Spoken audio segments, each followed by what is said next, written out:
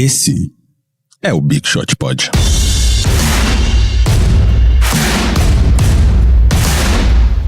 Bom dia, amiguinhos. Estamos aqui para o episódio 30. 30 episódios. Do Big Shot Pod, ó. Já estamos chegando na meia-idade do podcast.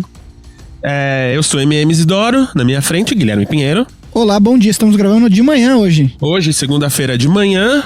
Como não tem jogo, como não tem uma porrada de coisa, a gente agora pode fazer nossos horários. O Vavo não gosta de acordar cedo. É verdade. A gente vai aproveitar que quando não vem um, a gente critica esse que não veio, entendeu? O Vavo não gosta de acordar cedo, então a gente grava tarde só por causa do Vavo. Rockstar, né? Essas coisas, né? Ele chega aqui e pede toalhas, muitas toalhas, várias cores. Aí a gente... Como a gente já adiantou semana passada, o Vavo está viajando. Se você já segue ele nas redes sociais, no @Vavo no Instagram, no Vavo Fresa no Twitter, já sabe que ele e sua banda emo estão em Paris. E ontem eles até foram num belo restaurante no Marcel Café, ali naquela esquininha em Montmartre, sabe aquela lá? Aquela. Eles foram lá, então abração aí, Vavo, espero que você traga aquele vinho pra gente. Eles podiam ter botado fogo em alguns carros por conta da eliminação do Brasil na Copa do Mundo Feminina ontem, foi né? Exatamente o que eu falei pra eles trazerem vinho e o ódio dos coletes amarelos na mala pra gente no coração. Um abraço, já que o Gui adiantou aqui, um abração aí pra seleção feminina. Que jogou muita bola ontem. Puta jogo ontem. Todo mundo jurava que ia tomar um sacode, segurou até o final da prorrogação ali.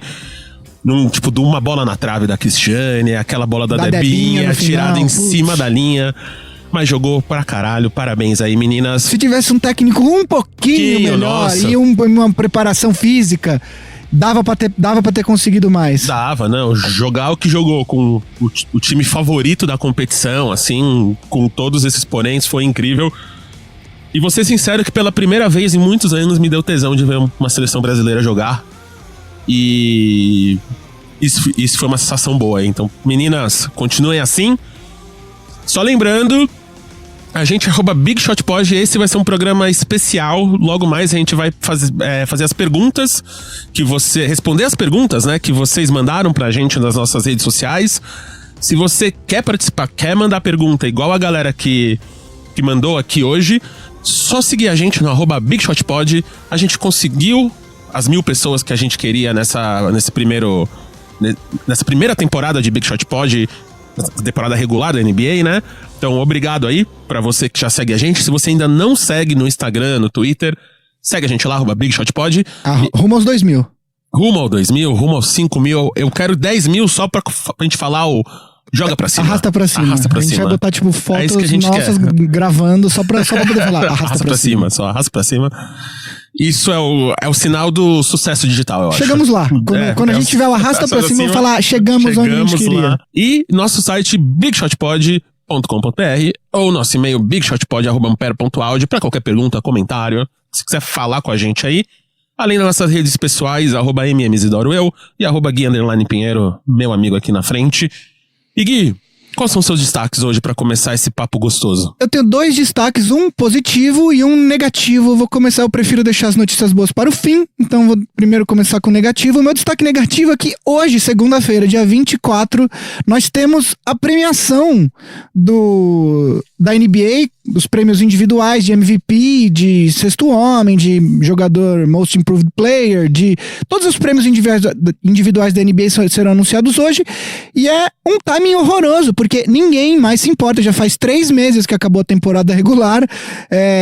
O Adam Silver, o comissário da NBA, ele é um cara que fez muitas mudanças positivas, mas essa especificamente não foi muito boa, porque eles queriam fazer uma festa com todos os jogadores e tal, como os americanos adoram esse tipo de premiação, tipo Oscar, etc.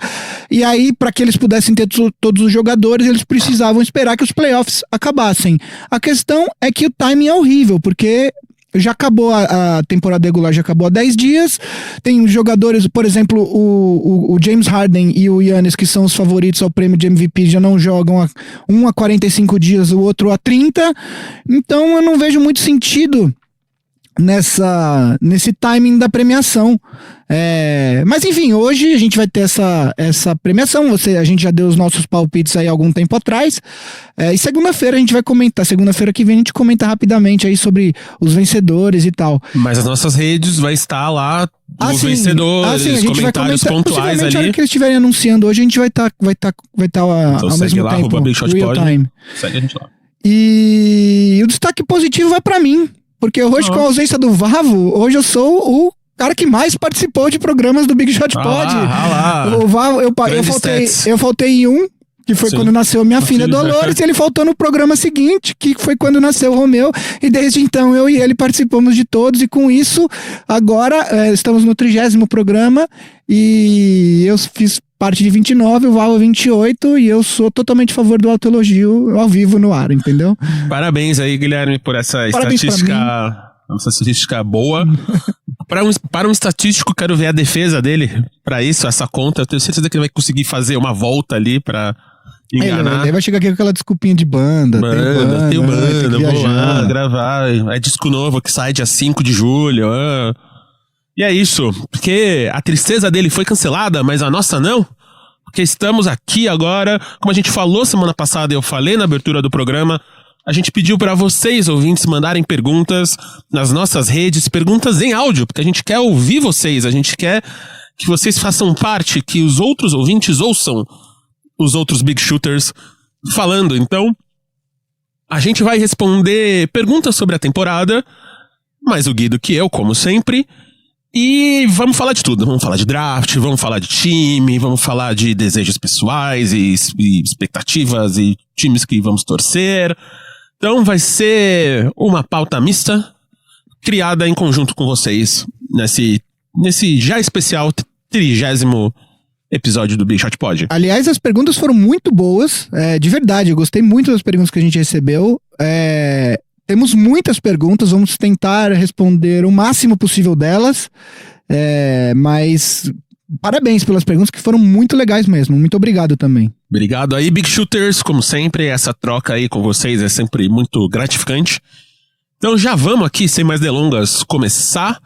Vamos ouvir aqui 2 perguntas, a gente recebeu algumas perguntas sobre draft, escolhemos 2 aqui, a do Tomás Guerra e a do Matheus Santos. Opa, então, como o draft aconteceu essa semana, eu queria fazer uma pergunta pra vocês. Queria saber a opinião de vocês sobre qual foi o time que pode, ter ganhado o draft porque, com a sua combinação de escolhas, ou como as escolhas vão se encaixar no time, e qual foi o time que, na opinião de vocês, acabou fazendo as escolhas erradas, que talvez não se encaixasse muito bem com o time e tal. É isso aí, valeu, abraço. Fala aí, pessoal do Big Shot Pod, meu nome é Matheus, e eu queria fazer 2 perguntas, mas na verdade são 2 em uma, e uma leva a outra. Eu gostaria de saber de vocês aí, o que vocês acharam das escolhas do draft, e o que vocês têm de expectativa pro Didi, lá na NBA. Um salve aqui pra Campo Bom, Rio Grande do Sul. Então é isso aí. Como vocês viram, o Tomás e o Matheus perguntaram sobre o draft especificamente, quem são os vencedores e os perdedores, em geral, o que achamos do draft. O Didi, a gente teve muitas pessoas perguntando sobre o Didi, então o Didi a gente deixa mais pra frente, vamos focar no draft aqui, Gui. O que você achou do draft? Eu vou responder primeiro do draft, e mais pra frente, nesse programa ainda, a gente vai falar do Didi, sim, porque foi uma notícia muito boa ele ter sido escolhido pelo Pelicans. Bom, eu vou responder um pouquinho, eu vou deixar para responder sobre vencedores e perdedores, que foi o que o Tomás perguntou daqui a pouco. Eu vou começar com as minhas impressões gerais do draft. Enfim, vou passar por algumas escolhas aqui que eu acho interessantes e tal. Em primeiro lugar, eu acho que os 3 primeiras escolhas do Pelicans, do Grizzlies e do Knicks, todo mundo estava sabendo, enfim, não foi nenhum mistério, que seriam Zion Williamson no Pelicans, Ja Morant no Grizzlies e RJ Barrett no Knicks. Então foram as escolhas que eu considero corretas. O Zion Williamson é de fato o maior talento desse draft, o maior talento muito possivelmente desde Anthony Davis a sair no draft. Então era uma escolha absolutamente não era uma escolha, na verdade. O Pelicans, qualquer time que estivesse com a primeira escolha seria seria o Zion Williamson. O Ja Morant, eu acho que era o cara que o Grizzlies queria desde o começo, e isso possibilitou, inclusive, que o Grizzlies trocasse finalmente o Mike Conley. O Mike Conley quase foi trocado durante a temporada regular, não foi, acabou ficando. O Marc Gasol foi pro Toronto, acabou sendo campeão. E aí o Ja Morant, que é o que o Grizzlies considera o sucessor do Mike Conley no Grizzlies como armador. Também acredito que tenha sido a escolha correta para a situação do Grizzlies. E aí o Knicks até teve alguns workouts misteriosos que eles fizeram de última hora com alguns atletas, mas todo mundo sabia que era o RJ Barrett a escolha, e ele acabou sendo de fato a terceira escolha. A partir da quarta escolha é quando a gente começa a ter essa movimentação. Eu não vou falar de todas as escolhas, mas eu vou citar algumas coisas que eu acho importante. O Lakers já havia feito a troca com o Pelicans acabou transformando essas escolhas, essa quarta escolha do draft, ele acabou transformando em mais escolhas numa troca com o Atlanta Hawks. Quem fez essa escolha foi o Lakers via New Orleans Pelicans para o Atlanta Hawks. Então, o atleta escolhido aqui foi o DeAndre Hunter, que é um cara, ele não é um atleta tão novo, ele acho que jogou 3 ou 4 anos na universidade, foi campeão agora na NCAA, e é o cara que o Travis Schlenk, que é o general manager do Hawks, queria para completar esse núcleo jovem do Atlanta Hawks, com o John Collins, com o Trae Young, com o Kevin Huerter e também com o Cam Reddish, que foi escolhido na 10ª escolha, que é a escolha que veio do Dallas Mavericks na troca pelo Luka Doncic no draft passado. Foi uma escolha que o DeAndre Hunter talvez não tenha um teto tão alto como jogador, mas ele tem um chão muito alto, ou seja, dificilmente ele vai ser um jogador que não vai ser um cara útil. Tem um colunista que eu gosto, o americano Chris Vernon, que ele na verdade ele é um dos podcasters do The Ringer, e ele escreve uma coluna todo ano que é These Guys Won't Suck, que é isso, assim, o DeAndre Hunter não tá nessa coluna dele desse ano, porque ele pega jogadores que vão ser draftados mais lá embaixo, mas eu acho que é isso, assim, o Hunter é um cara que você pode ter certeza que ele vai ser útil, e você vai ver ele em quadra durante muitos anos na NBA. A quinta escolha, o Cleveland escolheu o Darius Garland, que é um armador, e aí eu vou juntar essa escolha com a escolha do Bulls, que em 7º lugar também escolheu um armador, o Kobe White, para explicar uma coisa, que muita gente falou assim, mas o Garland não encaixa com o Sexton, o Colin Sexton, que foi a escolha do Cleveland no draft passado, e muita gente falou que o Kobe White não encaixa com o Zach LaVine, que é um jogador, é o número 2 do Bulls. Vamos lá, a questão, times ruins, existe 2 escolas no draft. Uma é que você escolhe sempre o melhor jogador disponível, e a outra é a que você escolhe o melhor jogador disponível para a posição que você precisa, que é o Best Player Available ou Draft for Need. Times ruins não podem se dar ao luxo de deixar jogadores melhores disponíveis em nome de escolher um jogador que é para a posição que eles acham que eles precisam. Então, todo mundo falava assim, mas o Colin Sexton é armador, como que o Cleveland vai escolher o Garland? Cara, o Sexton teve um final de temporada interessante, mas ele em nenhum momento se mostrou um jogador bom a ponto do Cleveland deixar passar um talento como o Garland, se é que o Cleveland acredita que o Garland vai ser esse tipo de jogador.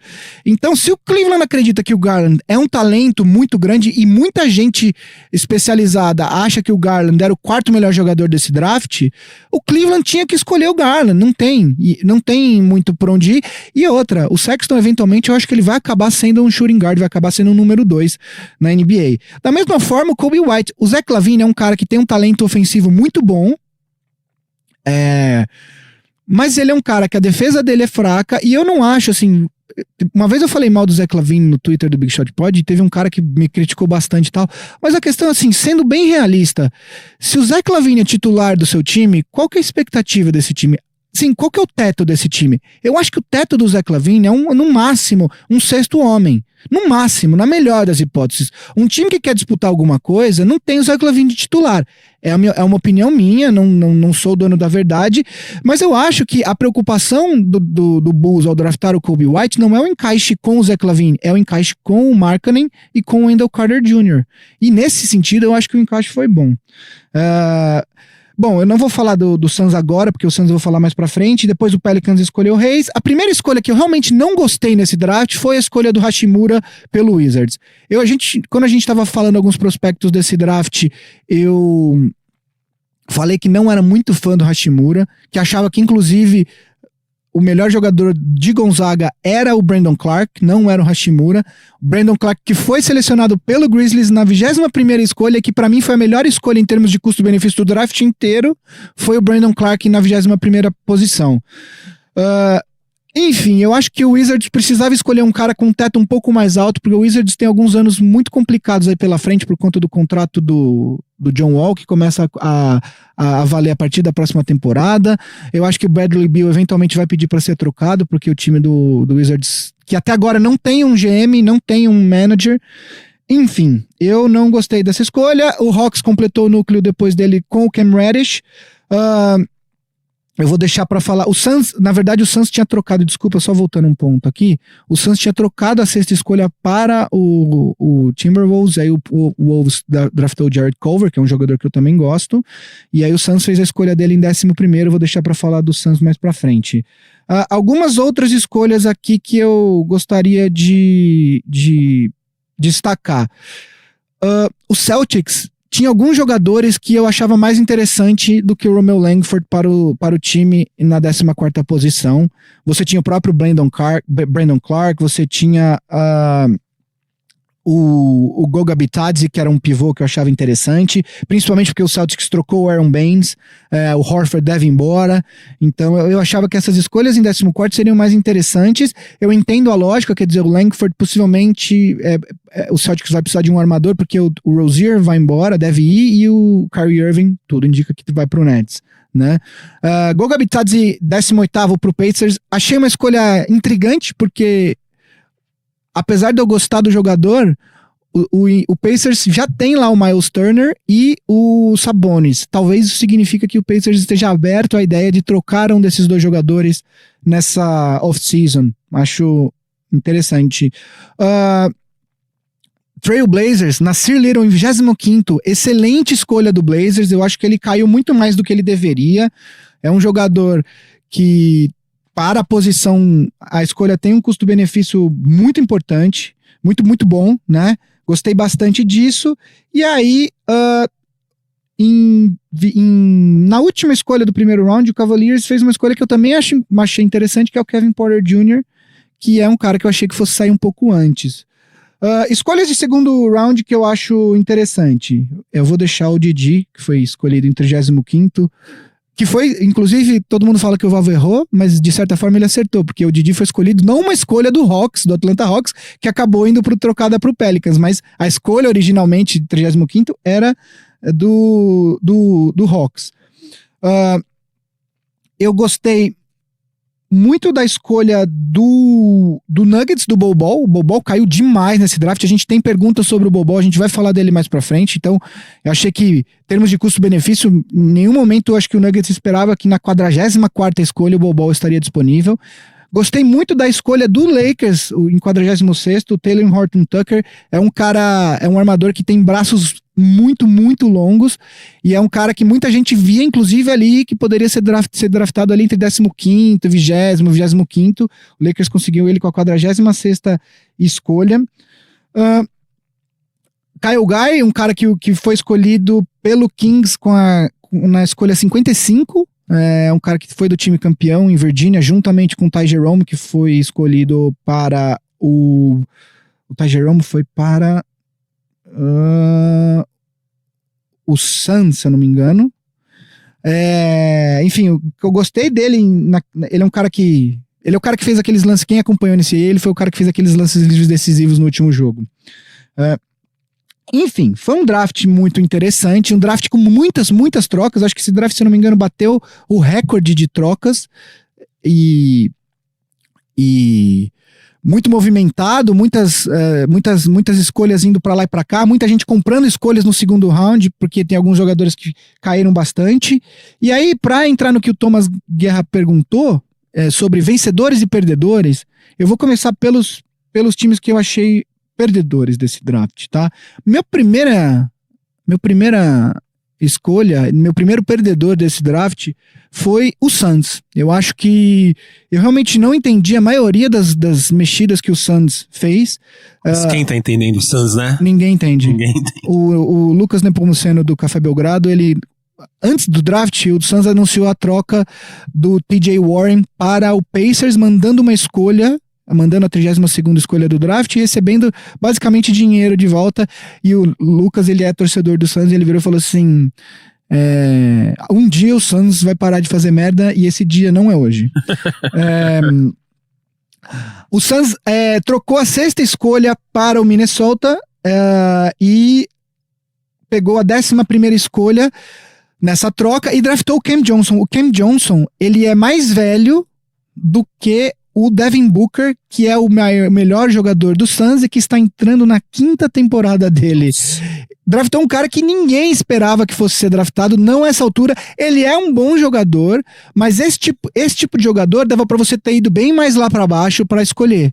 Foi uma escolha que surpreendeu todo mundo. Tem até um vídeo, o Kobe White, que é o jogador que eu falei que foi draftado pro Bulls, ele tava dando a coletiva dele depois do draft e ele fica sabendo que o Cam Johnson, que era companheiro de universidade dele, foi escolhido na 11ª escolha, e a reação dele é um negócio impagável, porque ele fica muito feliz pelo Cam Johnson. É até um vídeo que quem acompanha já deve ter visto, mas vale a pena.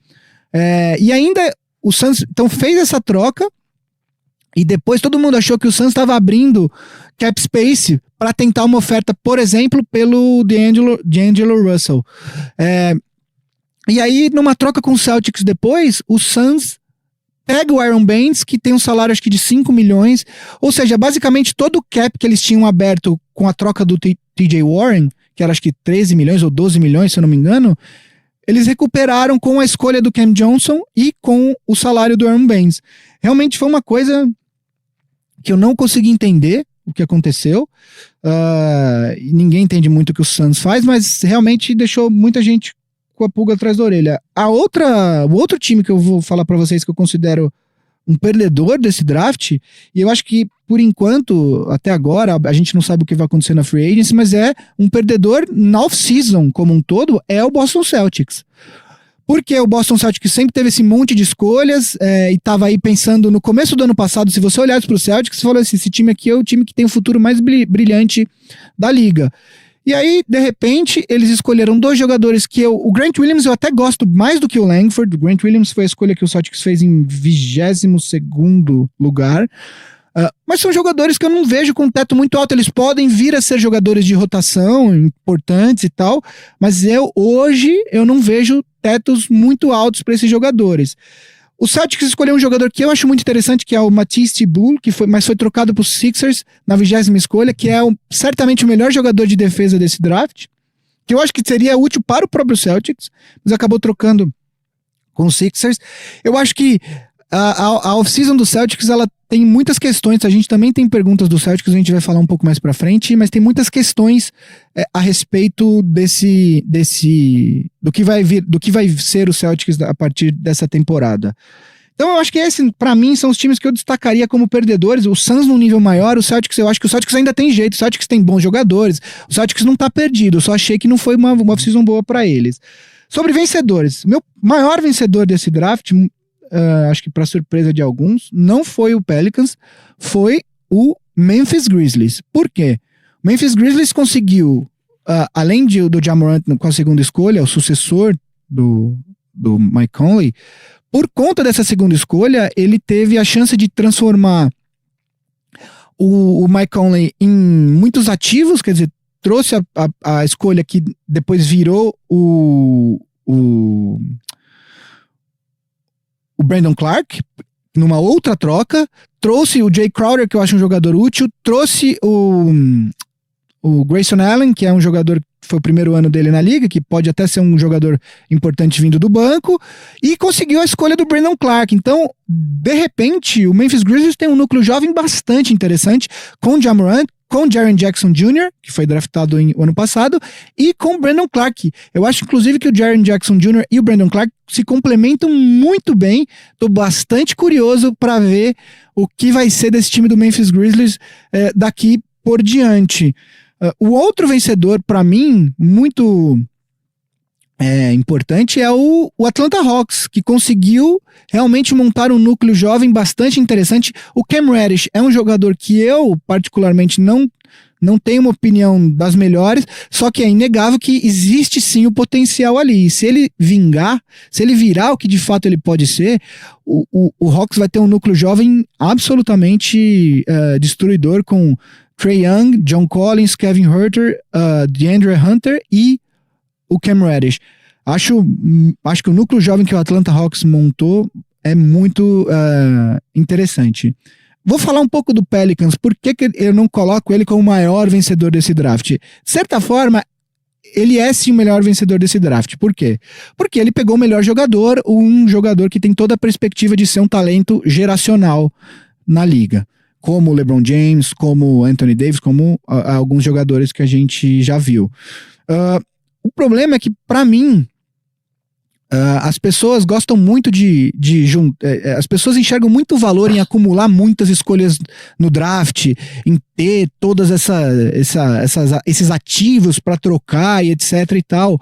O problema é que escolha no draft ela é apenas uma ideia, ela não é algo concreto. E se você não fizer as escolhas certas, se você não fizer as trocas necessárias, usar essas escolhas no draft para fazer trocas, você pode correr o risco de acontecer o que aconteceu com o Celtics. O Celtics ficou anos acumulando milhares de trocas e acabou justamente o maior objetivo do Celtics com essas trocas que eles acumularam era justamente o Anthony Davis, e aí agora o que aconteceu é que o Celtics perdeu o Anthony Davis, fez as escolhas, tem algumas escolhas ainda para virem mais para frente, mas aparentemente tá um pouco sem rumo, tá difícil dizer para onde vai o Celtics.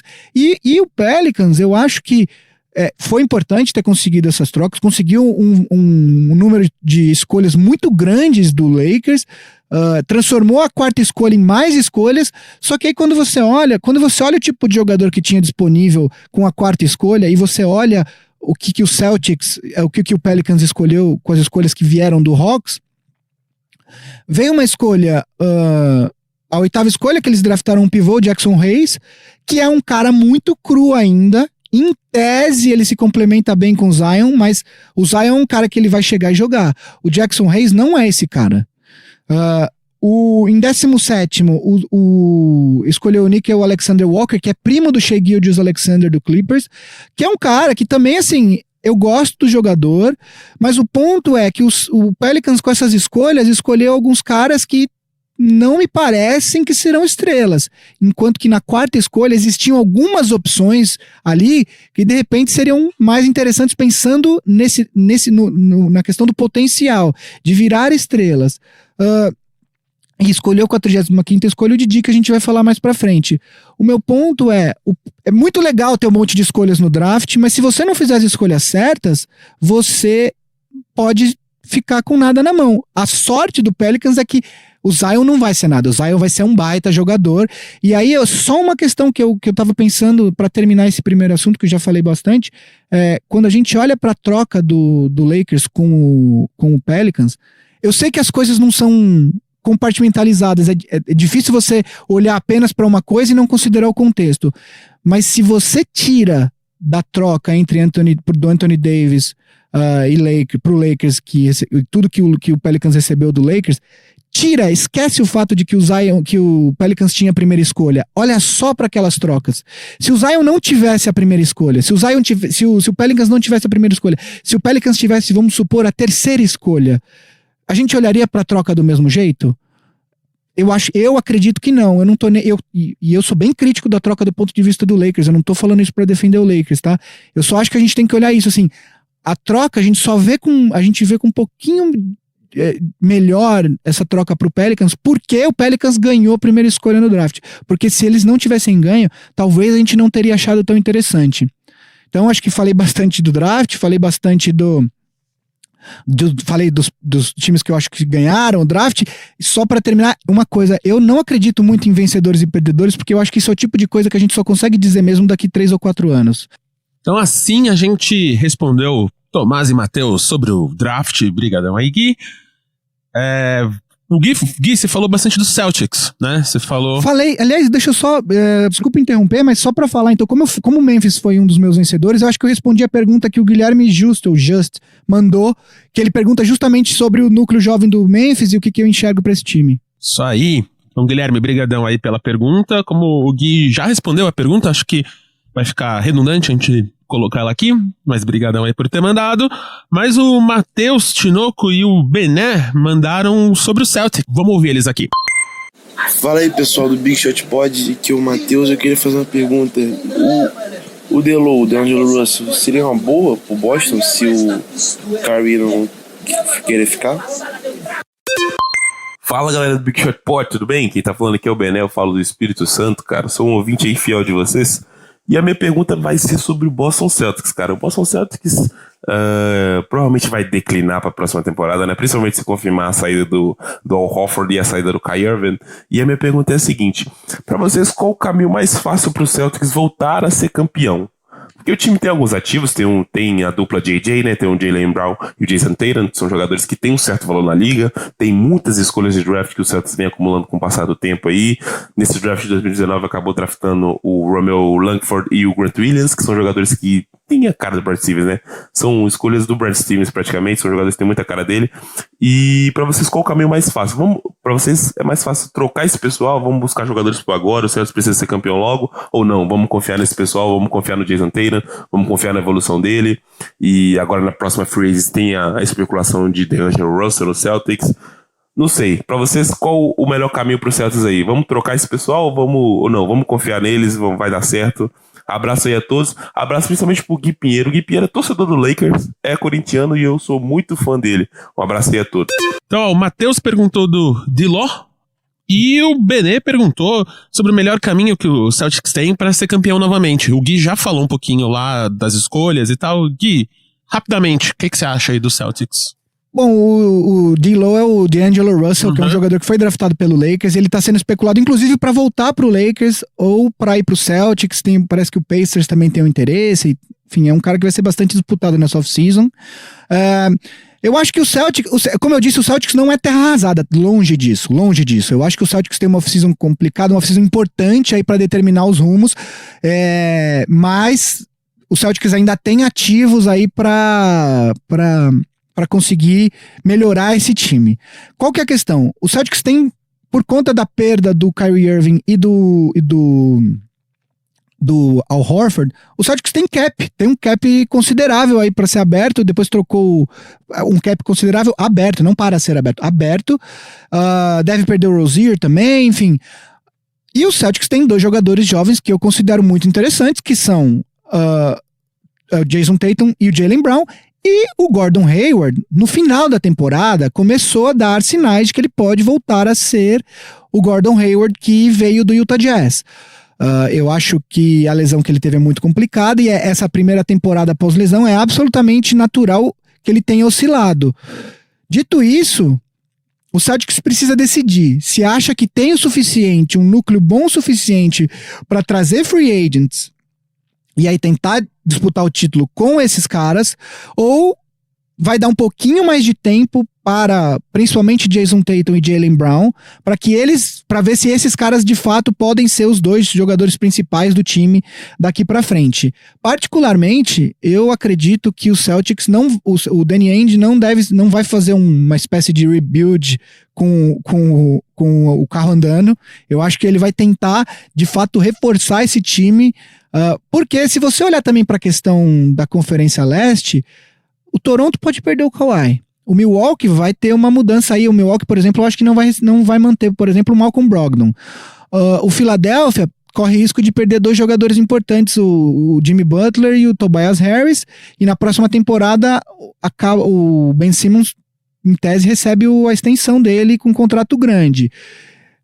Então, a Conferência Leste ainda também está muito difícil de você dizer quem vai ser um dos favoritos, né? Porque a gente não sabe, por exemplo, se o Toronto perde o Kawhi Leonard, cara, tá em aberto. O Toronto pode começar a fazer um rebuild na próxima temporada, trocar o Kyle Lowry. Enfim, então, eu acredito que o Danny Ainge vai tentar reforçar esse time, trazendo talvez o DeAngelo Russell. Não sei se é o melhor jogador. Eu acho que o D'Angelo Russell vai precisar de um contrato de máximo. O Celtics até tem espaço, mas eu não sei se eu me sentiria confortável dando um contrato de máximo para o Russell, porque eu acho que o teto dele pra mim, na minha opinião, é o terceiro melhor jogador de um time que chega nas finais. Se você contrata ele para ser um dos melhores, um dos dois melhores, eu não sei se esse time é um time de finais. Eu gosto do D'Angelo Russell, eu acho que ele tem que melhorar muito na defesa, não sei se ele vai melhorar, mas eu acho ele ofensivamente um jogador muito, muito bom. Eu não sei, eu acho que o melhor caminho talvez seja essa temporada. Eu acho que o Celtics tinha que esperar no sentido de ver o que vai acontecer, ver para onde vai cada um, e aí ver se na próxima eles usam esses ativos todos para transformar em jogador, porque o Celtics é um time que, mesmo com esse elenco aí, com mais alguns jogadores, o Celtics tá garantido aí seus 45, 46, 48 vitórias. O Celtics vai estar nos playoffs, talvez não seja o segundo colocado, primeiro colocado, mas vai estar ali, sexto, quinto e tal, e vai estar nos playoffs, entendeu? Eu acho que a gente também não pode. Eu acho que o Celtics, como qualquer outro time, não precisa apostar tudo. O único time que precisa apostar tudo nos próximos 2 anos é o Lakers, por conta de coisas que a gente já falou semana passada. O Celtics, eu acho que pode se dar o luxo de falar, de repente, esse ano a gente fica aqui no bolo e o ano que vem a gente pula. Se o Jason Tatum der o salto que a gente espera, se o Jaylen Brown virar o defensor que a gente acha que ele pode ser, enfim, eu acho que o Celtics é mais por esse. Eu acho que o caminho melhor pro Celtics hoje seria esse. Continuando com times aqui, vamos falar do Miami Heat. Leandro Reis fez essa pergunta aqui, ó. Olá, meu nome é Leandro Reis, sou fã do trabalho de vocês e tal.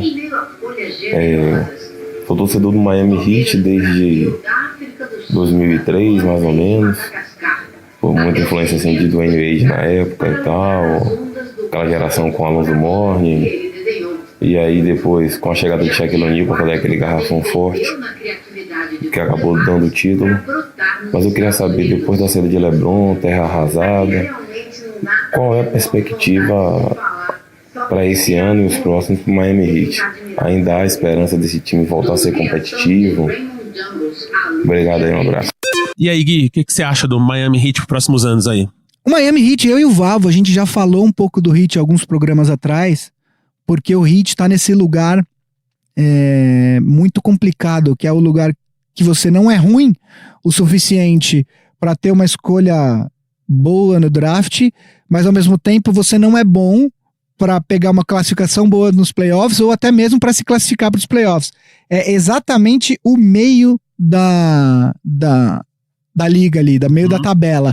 E é um lugar muito difícil, porque talvez seja melhor você ser um time ruim com uma escolha boa no draft do que você ser esse time de meio de tabela, porque você fica muito complicado você melhorar o time, principalmente porque o Heat tem uma situação de cap não muito boa. O Hassan Whiteside entrou na opção dele, ele tinha uma opção do jogador para ter mais um ano de contrato, pelo máximo que ele recebeu há 3 anos atrás, vai ser o 4º ano agora. O Heat, obviamente, se conseguir, vai tentar trocar o Hassan Whiteside. O Heat draftou o Tyler Herro, Herro, eu não sei porque é com H, Herro com H, é um nome dificílimo, Hero, eu não sei se é Hero, mas enfim. Já descobri logo. E aí tem o Justice Winslow lá, tem alguns jogadores interessantes, mas tem o Goran Dragic que também escolheu a opção dele.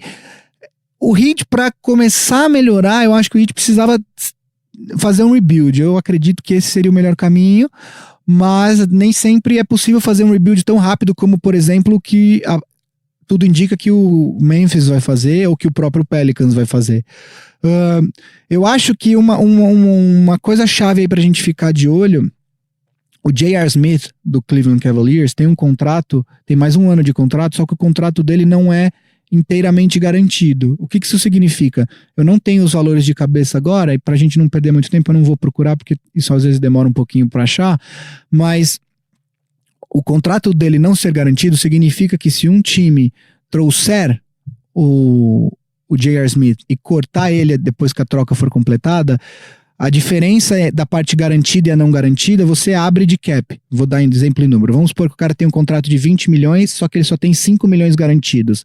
Se o Heat traz esse jogador e corta ele, o Heat morre apenas com 5 milhões de cap e os outros 15 você abre.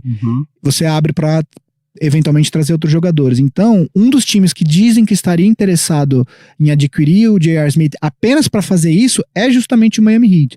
Agora, tem uma coisa que eu venho pensando a respeito do Heat, que é o Pat Riley é um dos maiores técnicos da história, foi campeão com o Lakers como técnico, depois se tornou um dos maiores executivos da história da NBA, ganhando títulos com o Miami Heat e tal, mas há alguns anos que ele não vem fazendo escolhas muito felizes na composição de elenco do Heat, e é por isso, inclusive, que o Heat se encontra nessa situação de cap um pouco complicada.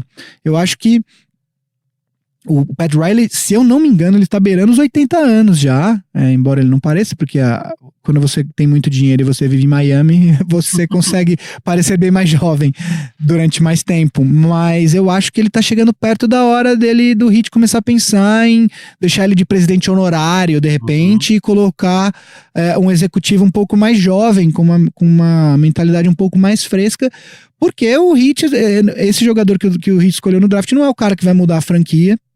Assim, ele pode até ser um bom jogador, mas não vejo ele sendo o cara que chega e coloca a franquia em outro nível, entendeu? Em homenagem a Yuri Fonseca, o Juan Perazzo aqui perguntou sobre o Knicks. Vamos ouvir aqui, que ele tá perguntando. Cara, selecionando o R.J. Barrett e com alguns jovens, tipo o Kevin Knox, o Mitchell, o Alonzo Trier e o Dennis Smith Jr., o que compensa mais pro Nicão? Ficar com essa galera, desenvolver ela, ou tentar partir pra free agency daquele jeito que a gente conhece? E aí, Gui? Knicks. Bom, o Knicks, eu acho que é o seguinte, eu achava até um mês atrás que o Knicks de fato ia conseguir 2 free agents, possivelmente Kevin Durant e Kyrie Irving. O que a gente vem ouvindo nos últimos dias, principalmente, é que o Kyrie Irving está basicamente pronto para assinar com o Brooklyn Nets. E saiu uma notícia esses dias agora, coisa de 3, 4 dias, que o Nets tem muita confiança que consegue assinar também com o Durant. Vocês lembram que quando o Yuri veio aqui a primeira vez, a primeira pergunta que a gente fez, ou uma das primeiras, é sobre todo esse buchicho de que Kevin Durant e Kyrie Irving estavam pensando em montar um super time no Knicks, não no Brooklyn. E agora parece que o jogo tá virando, né? O Knicks abriu um caminhão de cap space nessa temporada. O Knicks, se eu não me engano, acho que tem 70 milhões de cap para a próxima temporada, ou algo do tipo. Mas tudo indica que o Kyrie Irving não vai pra lá. E o Kevin Durant, a gente realmente, eu não tenho o Kevin Durant, eu não tenho uma leitura. Acho que ninguém tem atualmente, nenhum insider da NBA tem uma leitura do que ele vai fazer. Então, eu acho que o Knicks é o seguinte, se o Knicks conseguir assinar com o Durant, eu acho que assina com o Durant mesmo ele machucado, como eu disse semana passada, eu acho que talvez esse cenário seja até mais interessante para o Knicks, não para o Kevin Durant, porque obviamente que ele não queria se machucar. Por quê? Porque daí você vai ter o Kevin Durant se recuperando, você vai ter mais um ano de tank, você vai ter possivelmente mais uma escolha no draft boa o ano que vem, e você vai ter o cap space restante, que você não usou no Durant, também na próxima temporada. Então, você pode deixar o time ainda mais forte, porque você vai ter uma escolha no draft que você pode trocar, você vai ter cap space para assinar um outro jogador e tal, você vai ter o R.J. Barrett já com um ano nas costas, não vai ser mais novato e tal.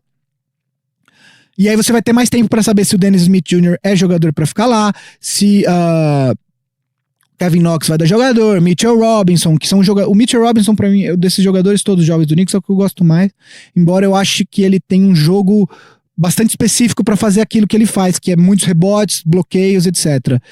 De certa forma, ele me lembra muito o DeAndre Jordan, que estava lá no Knicks essa última temporada, foi trocado para lá. Então, eu acho que o Knicks, se o Durant quiser assinar com o Knicks, eu acho que ele tem que assinar. Eu acho que o Knicks tem que assinar.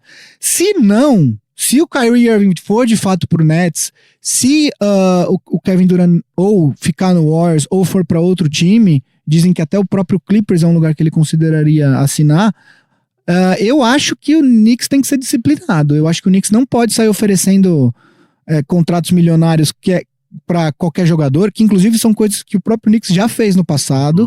Eu acho que o Knicks pode pensar, de repente, um contrato de 2 anos. Aqui é difícil você virar para um atleta que é free agent e oferecer um contrato de 2 anos, é até de certa forma desrespeitoso com esse atleta, porque parece que você não acredita que ele vai ser bom por mais do que aquele período. Mas eu acho arriscado, eu fico com medo do Knicks acabar oferecendo um contrato grande, por exemplo, para um Tobias Harris e para um D'Angelo Russell, por exemplo, que, embora eu goste dos 2 jogadores, se você oferece contratos grandes só porque você tinha cap space para esse cara, o seu time não tem muito para onde crescer, né? Então eu acho que o Knicks tem que se o Kevin Durant não for para lá, eu acho que o melhor caminho pro Knicks é se manter disciplinado. Põe essa molecada para jogar, faz mais um ano de tank, porque eu acho que não faz sentido você assinar com qualquer jogador. O Knicks teve uma off-season que o Knicks também tava com um monte de cap space, eu não lembro exatamente o ano agora, e queria LeBron James, etc e tal, e acabou assinando com a Amar'e Stoudemire, e aí acho que foi o ano do Carmelo, que aí montou, em tese, entre aspas, um super time com Carmelo e Amar'e Stoudemire, e o time não deu em nada, porque foi nesse assim, a gente tem cap space, precisa assinar com alguém, e acabou assinando com jogadores errados. Então, eu acho que a melhor coisa que o Knicks pode fazer agora é se manter disciplinado. Tente ir atrás do Durant, vê se o Durant tem interesse, se ele quiser assina, se ele não quiser, mantenha a disciplina, não sai oferecendo contratos milionários só pra falar, olha, assinamos com esses caras aqui, entendeu? A gente já adiantou aqui a pergunta do Daniel. Daniel, brigadão aí por ter mandado essa pergunta, que era sobre contrato máximo com o KD após a lesão dele. Só uma coisa que o Daniel ele pergunta se existe a possibilidade de alguém assinar. Assim, qualquer time que for assinar com o Kevin Durant vai assinar um contrato máximo. Não tem, independentemente dele estar lesionado ou não, qualquer time ele não vai assinar por menos do máximo.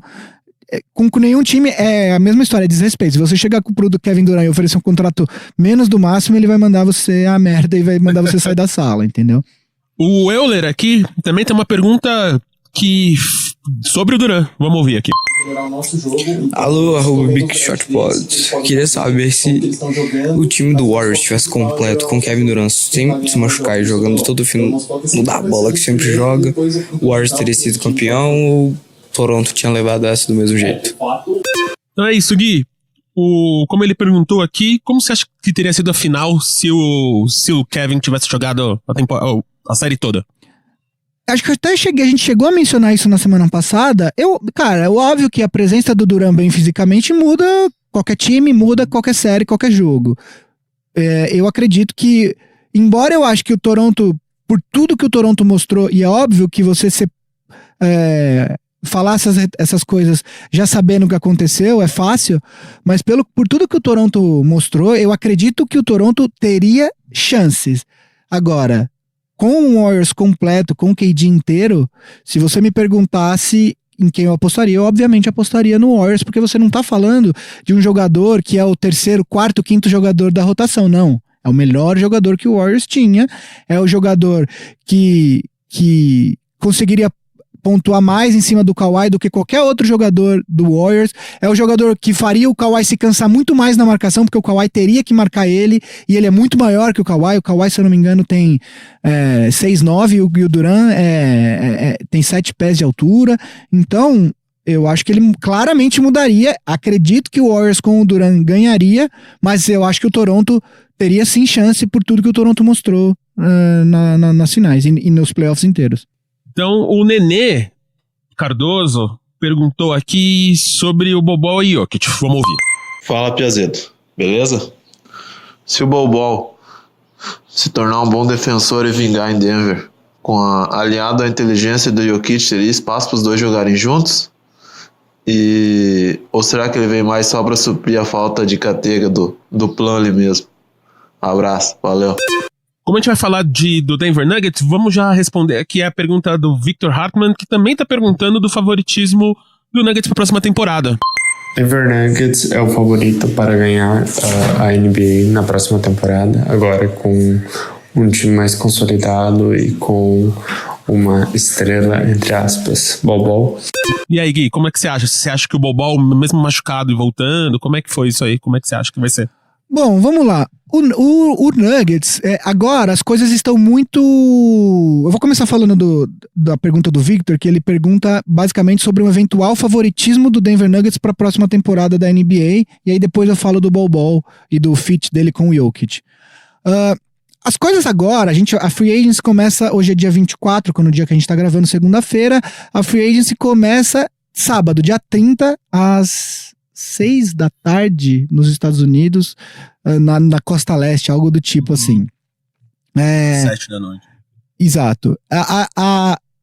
Os times ainda estão muito, muito no ar. O Lakers hoje, por conta da troca com o Anthony Davis, por exemplo, é o favorito em Las Vegas nas apostas, e o Lakers tem 6 jogadores sob contrato.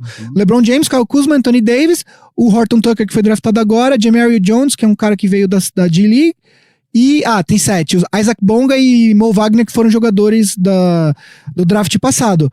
Como que um time desse é favorito? Tá tudo muito no ar. A gente não sabe como vai vir o Warriors, a gente não sabe como vai vir o Toronto, a gente não sabe como vai vir o Celtics, a gente não sabe como vai vir o Philadelphia, a gente não sabe como vai vir o próprio Houston Rockets, porque diz que tem muitas especulações de troca, tem até suposta briga do Chris Paul com o Harden. Então assim, tá tudo bastante no ar.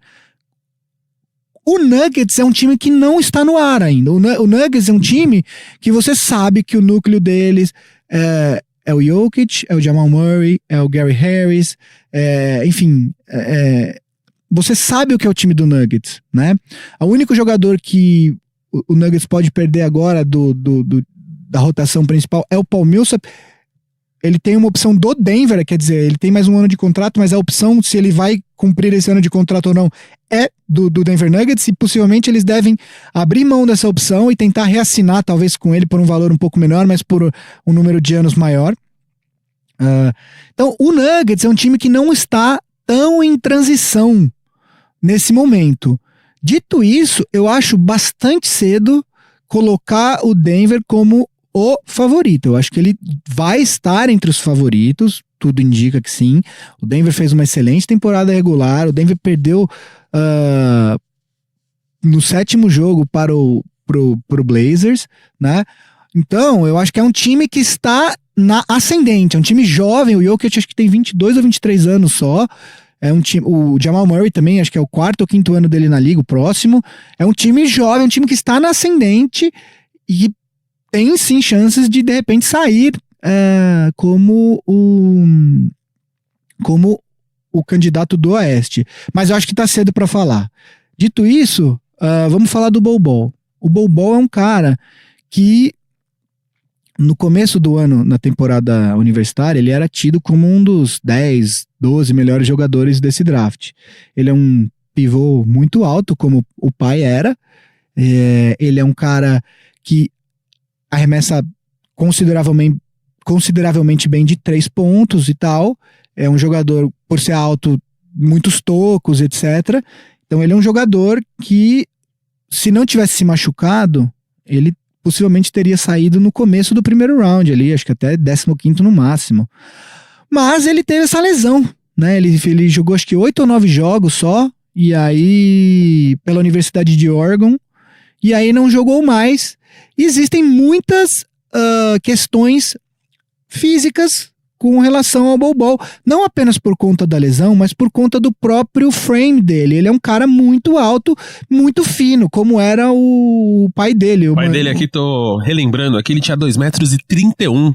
É um dos 2 maiores jogadores que já jogaram na história da NBA. Então, eu brinquei alguns programas atrás do Big Shot Pod, que imagina você ter 2,20 e tantos e seu pai ser mais alto que você. Tá ele tem 2,18. 2,18. O pai tem 2,31, cara. Pois é. Enfim, como ele é um cara muito alto, mas ele é muito magro, ele é muito fino, esguio, existe uma preocupação muito grande de lesões, porque ele vai bater de frente, e quando eu digo bater, bater mesmo, ali debaixo do garrafão, com pivôs muito fortes. Existe uma preocupação com relação a isso no Bol Bol. Eu acredito que ele tem um potencial. Eu ainda acho que o Denver não draftou ele pensando num eventual encaixe com o Jokic. Eu acho que o Denver draftou um projeto. O Denver viu ali que tinha um cara que eles acreditavam ter muito potencial disponível com a 44ª escolha. Aí o Denver trocou, né, porque essa escolha não era originalmente do Denver, pra pegar ele, porque falou assim, bom, tem esse cara com esse tanto de talento aqui, na 44ª escolha, não é uma aposta tão arriscada, porque se ele não vingar, tudo bem, foi só uma escolha de segundo round que eu perdi. Agora, se ele vingar, de repente eu posso ter um jogador que vai ser titular nos próximos 10 anos da minha franquia. Eu acho a aposta bastante interessante. E também a gente tem que lembrar que o Denver não tem medo desse tipo de aposta de jogador com problemas físicos. O Denver, na temporada passada, draftou o Michael Porter Jr., que não jogou essa temporada por conta de uma lesão nas costas que ele teve. E ele é um cara que, se ele não tivesse tido essa lesão, possivelmente a gente estaria falando aí de um jogador que seria top 5 no draft passado. E ele acabou caindo, acho que o Denver draftou ele em 14º. Então a aposta do Denver é absolutamente interessante nesse sentido, no Bol. E eu acho que a preocupação, por enquanto, não é o encaixe dele com o Jokic. Eu realmente não sei te dizer se esse encaixe é viável nesse momento. Eu acredito que o Bol tem um potencial defensivo interessante, ele é um cara que arremessa de 3 pontos, pode até dar, mas eu não sei ainda, eu precisaria ver mais coisas do Bol, porque ele jogou muito pouco também na universidade ano passado, e eu não saberia dizer. O Emerson Barbosa, vamos aqui agora continuar aqui no Oeste. O Emerson Barbosa aqui tá fazendo uma pergunta sobre a dinastia que foi destruída aqui pelo Raptors, o Warriors. Opa, e aí galera do Big Shot Pod, Gui, MM e Vavo, onde você estiver durante suas férias nesse momento. Eu estou aqui lambendo minhas feridas após a derrota nessas finais do meu Warriorsão da massa. E eu queria saber de vocês como é que a gente vai ficar ano que vem. Porque a gente vai mudar de cidade, a gente vai para São Francisco finalmente. Clay e Durant, a gente não sabe o que é que vai acontecer com eles, a gente não sabe se eles vão tentar renovar por um max com os dois, aí como é que fica o banco, os outros, se não renova com os dois, renova só com um, o que a gente faz com o banco? A gente viu que foi uma necessidade que está sendo testada diversas vezes durante essa off-season aí que passou, que a gente sentiu falta mesmo. E no mais é isso. O que é que vocês veem no futuro pro Warriors? E eu tenho uma pergunta especificamente pro MM. Depois dessa temporada aí de NBA que você acompanhou mais ferrenhamente por conta do Big Shot, qual time você tá torcendo, cara? Será o Warriorsão da massa também? Fica com a gente. Bom, o futuro do Warriors, a gente também falou um pouco disso. Eu acho que o Warriors vai continuar sendo um time de playoffs, porque o Draymond Green e o Steph Curry, enquanto tiver só os dois jogando, porque o Durant não volta na próxima temporada, e o Klay Thompson, se voltar, deve voltar só depois do All-Star Game, lá na frente, quase nos playoffs. A presença do Curry e do Draymond Green em quadra, e com o Steve Kerr de técnico, com os jogadores complementares que eles têm ali, é time de playoff, não vai ser top 1, top 2, mas acho que vai ali 5º, 4º, 6º, vai beliscar uma vaga nos playoffs. Dito isso, quem que vai ficar no Warriors, né? O Warriors tem um problema, e a gente viu agora nessas finais, que é, quando você tem 4 jogadores com salário muito alto, no caso Curry, Green, Clay e KD, você tem um problema que o seu elenco acaba sendo... Você não tem banco, você não tem um banco muito bom. E ainda que você tenha André Iguodala e Shaun Livingston, o Shaun Livingston realmente, para mim, ele tá às vésperas da aposentadoria, ele já realmente não é o mesmo jogador do primeiro título do Warriors lá em 2015. O Iguodala, apesar de ter tido playoffs muito bons, ele também tem 34 anos. O problema é que você viu o Warriors em quadra com caras como Jordan Bell, Jonas Jerebko, o Kevin Looney foi bem, mas ele deve sair agora porque ele é free agent e o Warriors não vai ter grana pra pagar. Você tem alguns jogadores, o Quinn Cook, que é um cara que pra mim ele é um cara que pode jogar na temporada regular, mas em playoffs eu acho muito complicado se ele começa a jogar muito mais que 10 minutos por jogo. Então O elenco do Warriors também tá muito em transição ainda, é muito difícil dizer, mas por conta do talento que eles têm na parte de cima do elenco, eu não me preocupo tanto. Eu só acho que, assim, eles vão oferecer o contrato que o Kevin Durant quiser. Eu não sei se o Kevin Durant vai ficar. O Klay, tudo indica que vai assinar pelo máximo de 5 anos, então o Klay deve voltar aí pro Warriors e vai voltar a fazer dupla com o Curry ali no backcourt do Warriors eventualmente. Agora, é um elenco que, sob esse ponto de vista, a gente viu agora nas finais a diferença de você ter um elenco balanceado, porque você não tem todo o dinheiro concentrado em 3 ou 4 caras, e a diferença de você ter o dinheiro concentrado nesses caras e não ter um elenco balanceado. O Raptors tinha basicamente uma estrela, aí você tinha o Kyle Lowry e o Marc Gasol, que já estão na fase final das suas respectivas carreiras, né? O Kyle Lowry, se não me engano, tem 32 anos, ainda tem lenha para queimar, e o Marc Gasol tem também, mas acho que já tem 34. Mas você tinha um Siakam, você tinha um Norman Powell aparecendo, um Fred VanVleet aparecendo e tal. Tinha um elenco muito mais balanceado do que o do Warriors. Então eu acho que, de repente, se o Warriors perder o KD, pode ser o famoso blessing in disguise. É óbvio que nenhum time quer perder o KD, mas de repente eles podem ter um elenco um pouco mais balanceado ao redor do Klay, do Steph e do Draymond Green, né? Então eu acho que é muito difícil falar. Eu acho que o Warriors vai ser um time de playoff, mas ano que vem eu não colocaria ele, pelo menos agora eu não colocaria eles como um dos favoritos pro título. E Emerson, respondendo aqui sua pergunta pra mim, eu gosto do jogo bonito. Sou isentão mesmo, não tenho um time favorito da NBA. Mas você tinha umas Bulls, não tinha? Quando eu era criança, assim, quando a gente cresceu ali, né? Igual eu já fui São Paulino uma época, depois torci pro Grêmio Barueri, e o Grêmio Barueri acabou, aí voltou. Mas eu não tenho negócio com time, não. Eu gosto do jogo, assim. Na hora, na série, principalmente nos playoffs, eu vejo um time e normalmente eu escolho os dois. Quem tá ganhando ali, eu tô lá. Eu gosto do jogo. Você torce pra quem tá ganhando. Eu torço pra quem tá ganhando, eu sou tipo uma criança de 4 anos de idade na NBA. Pra fechar aqui nossa série de perguntas, bastante pessoas perguntaram sobre o Didi. Então, só uma coisa, a gente respondeu, o Enzo Varela, ele tinha perguntado sobre os favoritos. Acho que a gente, ao longo dessas respostas todas aí, acho que a gente falou bastante. Então, e aí, tá difícil de falar sobre favoritos. E acho que depois a gente vai falar bastante aí nessa entre-safra disso, nessa off-season, quando o Vavo voltar também, quando a gente tiver convidados, acho que vai ser bastante tema.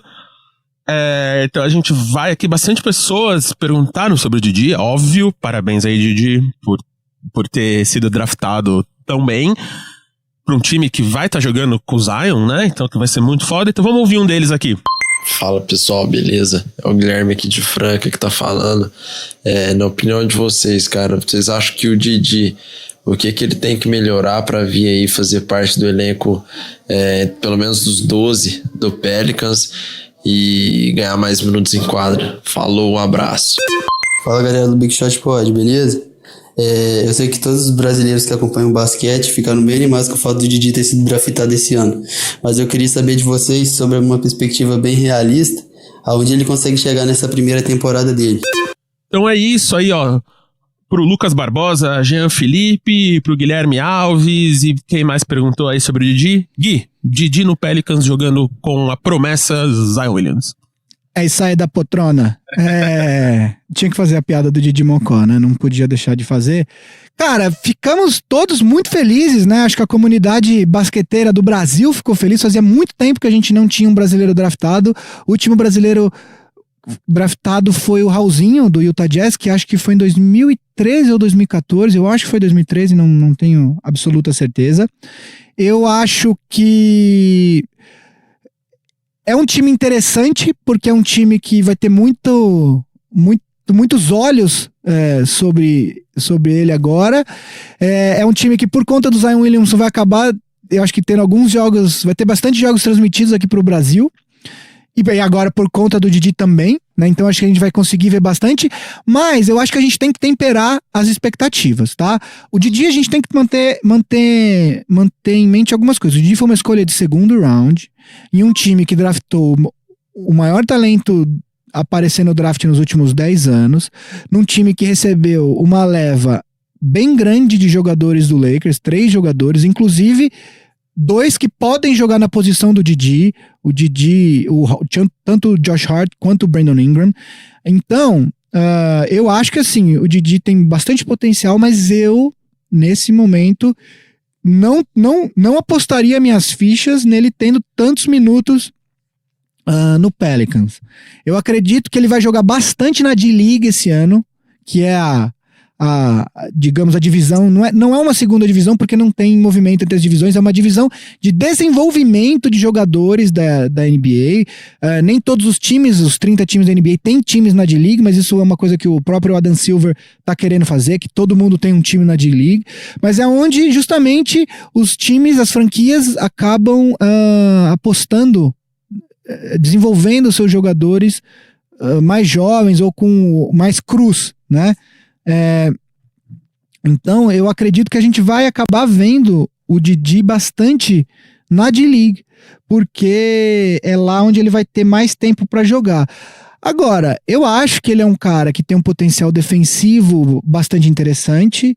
Eu acho que ele é um cara que tem um potencial para ser um estilo de jogador que é muito valorizado na NBA atualmente, que é o famoso 3&D, que é o cara que arremessa bem de 3 pontos e que defende muito bem, consegue defender qualquer uma das posições de ala, consegue defender até armadores. Eu acho que o Didi tem sim esse potencial para virar esse tipo de jogador. Então, eu acredito que a gente tem que a gente não pode achar que o Didi vai chegar e vai ser titular e vai jogar. Não, isso não vai acontecer. Tenho quase certeza disso. Adoraria que ele chegasse e jogasse, mas acho que isso vai demorar um pouco. Acho que a gente tem que ter paciência, né? Mas eu acho isso, assim, ele tem esse potencial para ser o famoso 3&D, que é um jogador que, se ele conseguir atingir o potencial dele na defesa e nos arremessos de 3 pontos, sem contar, obviamente, todo o resto do potencial que ele tem, ele vai ficar na NBA durante muitos anos e vai ganhar muito dinheiro por conta de tudo que ele tem esse potencial para fazer. Mas é isso, calma. Foi legal ele ser draftado, ele foi draftado por um time que sabe o que tá fazendo. O David Griffin é um manager bastante competente, todo mundo viu as trocas que ele fez aí, então isso também é importante. Muito melhor ele ser draftado num time como o Pelicans, como o Spurs, do que ele ser draftado num time como o Lakers, que eu realmente não aposto no general manager. Ele ser draftado num time como o Suns, que tem um manager que é primeiro contrato. Então ele foi para um time interessante para ele foi para um time que sabe o que tá fazendo, mas é isso. Calma, segurem as expectativas, vamos esperar, mas eu acho que com o tempo ele vai se soltar mais. Eu acho que a temporada que a gente vai começar a ver um pouco mais do Didi na NBA é a próxima. Então, assim a gente fecha a participação dos Big Shooters nesse programa especial aí de perguntas de vocês. A gente gostou bastante das perguntas. Posso só responder uma? Pode. Uma última rápida. Solta a pergunta do Fabrício da Polo aí. Olá, rapaziada do Big Shot Pod, tudo bem? Olha só, minha pergunta é: baseado nas escolhas do draft entre Zion Williamson, Ja Morant e RJ Barrett, quem tem a maior chance de conquistar um título primeiro? Qual dos 3 prospectos tem a chance de conquistar pelo time que foi draftado o título primeiro? Ele pergunta sobre entre Zion, Ja Morant e RJ Barrett, quem que é o cara que tem mais condições de ganhar um título primeiro? Olhando os times que eles entraram e tal. É só pra fechar porque tem a ver com o que a gente tava falando do Pelicans. Assim, o RJ Barrett entrou num time que a gente não sabe se vai assinar com jogadores de máximo, com Kevin Durant, etc e tal. Então, nesse momento, do jeito que as coisas estão pintadas, eu colocaria ele como que tenha a perspectiva mais longe de eventualmente ser campeão. Entre Zion e Ja Morant, os dois times formaram núcleos jovens interessantes.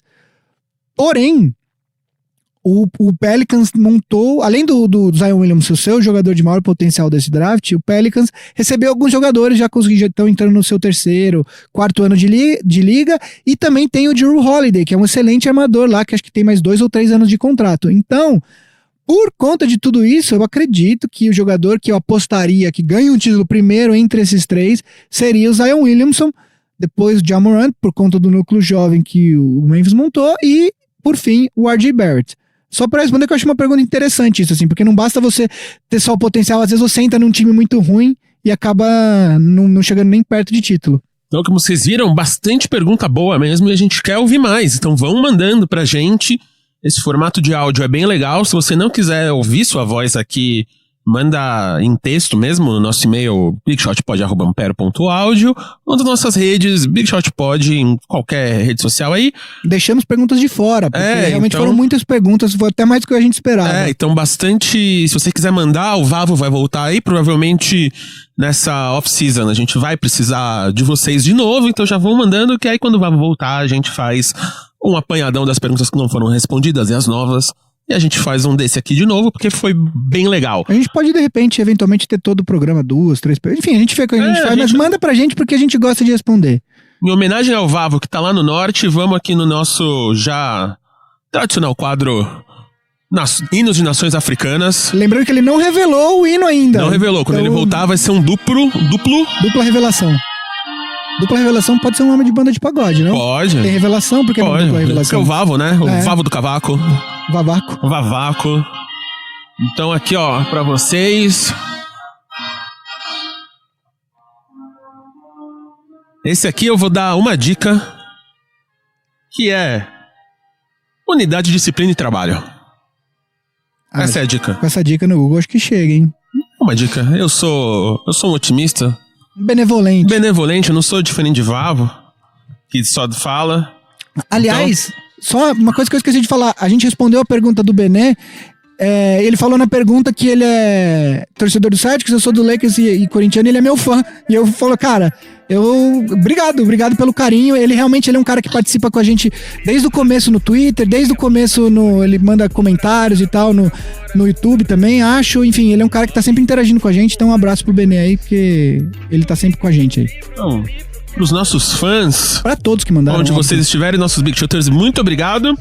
E assim a gente acaba o 30º episódio do Big Shot Pod. Guilherme, muito obrigado mais uma vez. Só lembrando, @Big Shot Pod em qualquer rede social. Indiquem pros amigos nessa off-season. Vamos começar na temporada regular. A gente quer fazer muita coisa nova. Então já vamos ouvindo agora pra gente brincar junto, pra gente se conhecer. Pra gente ter essas preliminares agora, pra quando começar a temporada daqui a alguns meses, daqui a várias semanas ou poucos meses, a unidade que você quiser. Passa rápido. A gente já tá juntinho. E se você tá ouvindo no iTunes, não esquece de dar aquelas 5 estrelas, de dar aquele comentário gostoso ali pra gente. E lembrando, os nossos arrobas, Guilherme, nossas arrobas.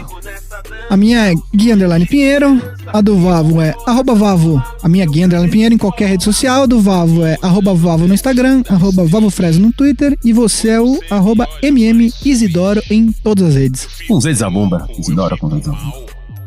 Gente, é uma produção da Ampere. A gente é da família Ampere de podcasts. Boa noite, internet, família feminista. E algumas novidades aí logo mais. Hashtag vem coisa boa por aí. E somos gravados pelo Raul Leal no Inova Bra Habitat. A gente se vê aí semana que vem. Não Seixas, @. Beijo. Beijo. Antes de acabar aqui, voltei. Amanhã é meu aniversário. Eu voltei, e agora então, pra acabar isso aqui, ó, vocês estão ouvindo aí uma grande música. Uma grande música, depois quero que vocês me falem o que vocês acharam desse intérprete aí. Tá bom? Se quiser me dar parabéns também, me mandar Bitcoin, um presente, tamo aí. Muito obrigado pelos parabéns adiantados. Beijo. E me namora comigo nessa dança, sonho de criança, e o meu coração cola no teu pra ver se cola. Pra ver se cola. Pra ver se cola. Pra ver se cola. Pra ver se cola.